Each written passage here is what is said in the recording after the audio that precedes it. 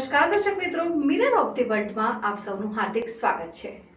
લોકસભાની ચૂંટણી શાંતિપૂર્ણ રીતે સંપન્ન થયા બાદ આજરોજ રાજ્યના પોલીસ વડા વિકાસ સહાય વડોદરા પોલીસ ભવન ખાતે પોલીસના ઉચ્ચ અધિકારીઓ સાથે બેઠક યોજાઈ। લોકસભાની સામાન્ય ચૂંટણી સાથે જ વિધાનસભાની પેટા ચૂંટણી સમગ્ર રાજ્યમાં એકાદ ઘટના સંતરામપુર પ્રથમપુરાની ચૂંટણીને બાદ કરતા શાંતિપૂર્ણ માહોલમાં સરા ખાતે સંપન્ન થઈ છે।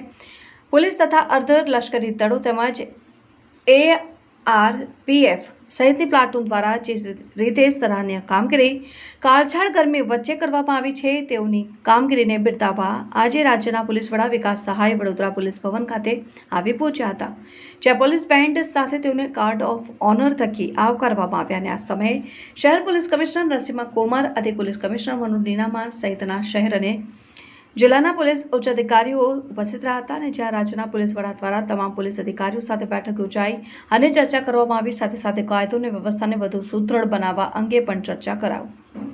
સમગ્ર પ્રચારના સમયગાળા અને મતદાનના દિવસે ગુજરાત પોલીસની અલગ અલગ એકમોના અધિકારીઓ અને કર્મચારીઓ દ્વારા જે ફોકસ્ડ કામગીરી કરવામાં આવી, ચૂંટણી કમિશનની જે માર્ગદર્શિકા હતી તેને આદેશ અનુસાર તેને ધ્યાનમાં રાખીને ગુજરાત પોલીસ દ્વારા જે કામગીરી કરવામાં આવી તે કામગીરીથી હું ગુજરાત પોલીસના વડા તરીકે સંતોષ, પ્રસન્નતા અને ગર્વ અનુભવું છું। આપણે જાણીએ છીએ કે ચૂંટણી દરમિયાન અલગ અલગ પ્રકારની ચુનૌતીઓ હતી ને તેઓનો સામનો કરવો અને તેના કારણે કોઈ અનિચ્છનીય બનાવ ન બને તે માટે પોલીસે ખાસ ધ્યાન કેન્દ્રિત કરવાનું હોય છે।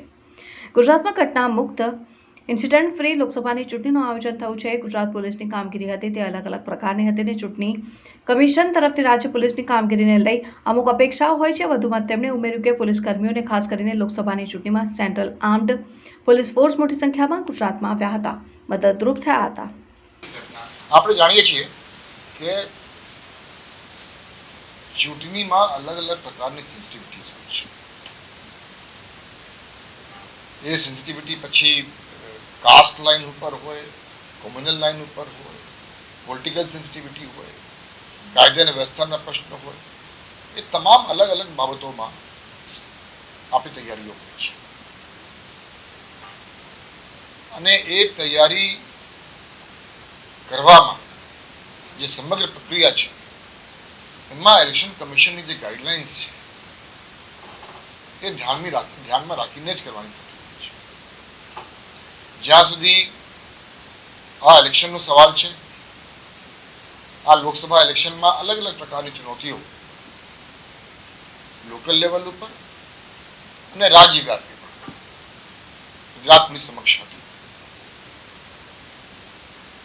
Political sensitivity, caste sensitivity, law and order issues, communal issues, manpower deployment, identification of sensitive areas, એ તમામનું જે પ્રક્રિયા છે એ છેલ્લા મતદાનના 2 મહિના પહેલાથી ચાલુ થઈ ગયા છે અને ઓવરનાઇટ પોલીસની કામગીરીના કારણે આ સફળતા આપણને મળી છે એવું નથી।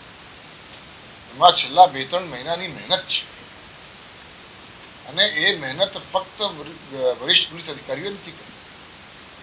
ગુજરાત પોલીસના દરેક પોલીસ અધિકારી, દરેક પોલીસ કર્મચારી ઠેઠ કોન્સ્ટેબલ સુધી લોકોએ મહેનત કરી છે। લોકલ ઇશ્યુઝ હોય, એ લોકલ ઇશ્યુઝ પણ એમની રીતે ચેલેન્જિંગ થઈ જાય છે।